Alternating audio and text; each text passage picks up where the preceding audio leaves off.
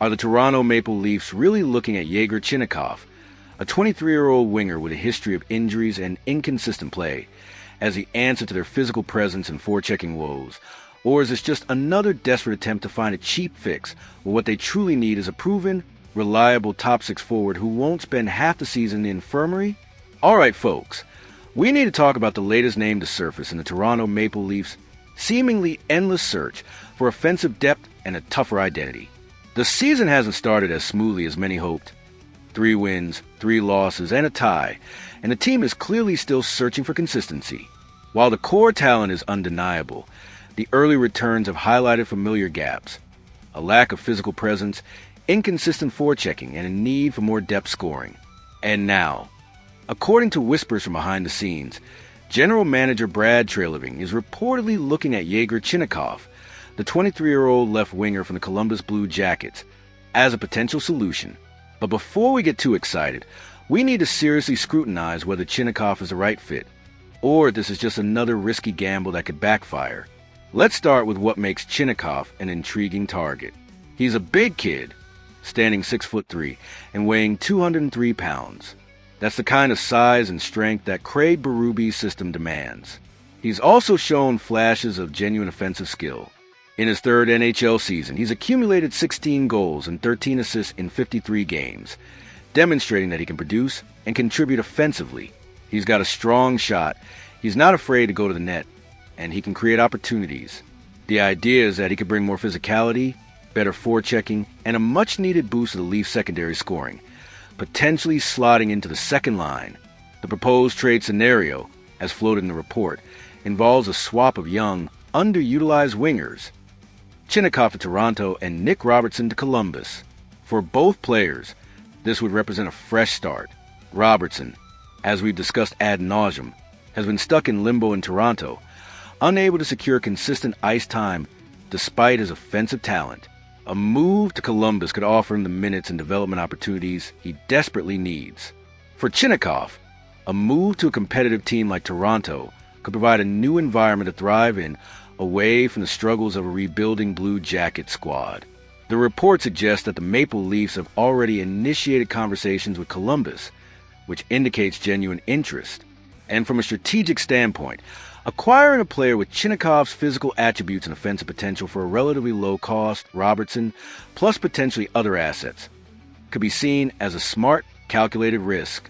His energy, physical presence, and finishing ability could help balance the team, especially in tougher, more intense games. His defensive ability could also help strengthen the forecheck and reduce transitional errors, which have been a critical issue for the Leafs early in the season. But here's where we need to pump the brakes and inject a heavy dose of reality. Chinakhov's career has been significantly hampered by frequent injuries. Last season, he missed 39 games due to back problems. And this season, he's already been a healthy scratch in multiple games. That's a massive red flag. Toronto has been plagued by injury issues with its depth players in the past, and bringing in a player with a history of missing significant time due to injuries is a huge gamble. You can't rely on a player who's constantly in the infirmary, no matter how much potential he has. Furthermore, Chinakhov's $2.1 million annual contract expires this year, meaning he'd be a restricted free agent at the end of the season. This adds another layer of complexity. Toronto would need to not only acquire him, but also negotiate a new contract, which could be tricky given his injury history and inconsistent play. Columbus would also certainly demand additional assets, whether it's more young players or draft picks, making the negotiation even more complex. The core question here is Yegor Chinakhov the kind of immediate difference maker that Toronto truly needs right now? Or is he another project player, another gamble on potential, when what this team desperately requires is proven, reliable talent that can contribute consistently? The Leafs are trying to win a Stanley Cup in the next 2 to 3 years. They don't have time for players who are constantly injured or who can't consistently crack the lineup.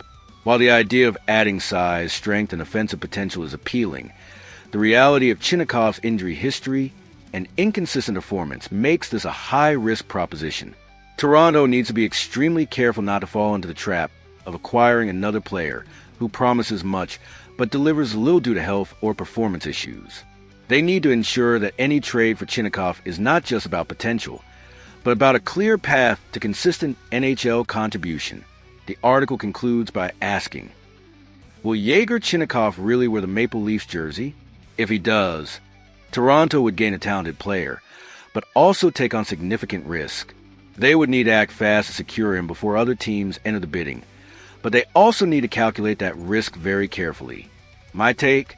This is a move that Brad Treliving should explore, but only if the acquisition cost is incredibly low and if Toronto's medical staff is absolutely convinced that Chinakhov's injury issues are behind him. Trading Nick Robertson for Chinakhov straight up or with minimal additional assets might be a worthwhile gamble. But if Columbus starts demanding significant draft capital or other promising prospects, Toronto should walk away. They need to prioritize reliability and consistent performance over unfulfilled potential, especially at this critical juncture for the franchise. What do you think, Leafs Nation? Is Yegor Chinakhov the right kind of reinforcement for the Toronto Maple Leafs, despite his injury history? Would you be willing to trade Nick Robertson for him? And what other assets would you include? Or should Toronto be looking for a more proven, less risky option to bolster their attack? Let me know your thoughts in the comments below. I want to hear all your perspectives on this potential trade. And if you want to stay on top of every trade rumor, every potential acquisition, and every breaking news story as the NHL season unfolds, make sure you smash that like button and subscribe. We'll be here breaking down every significant development, and you won't want to miss a single update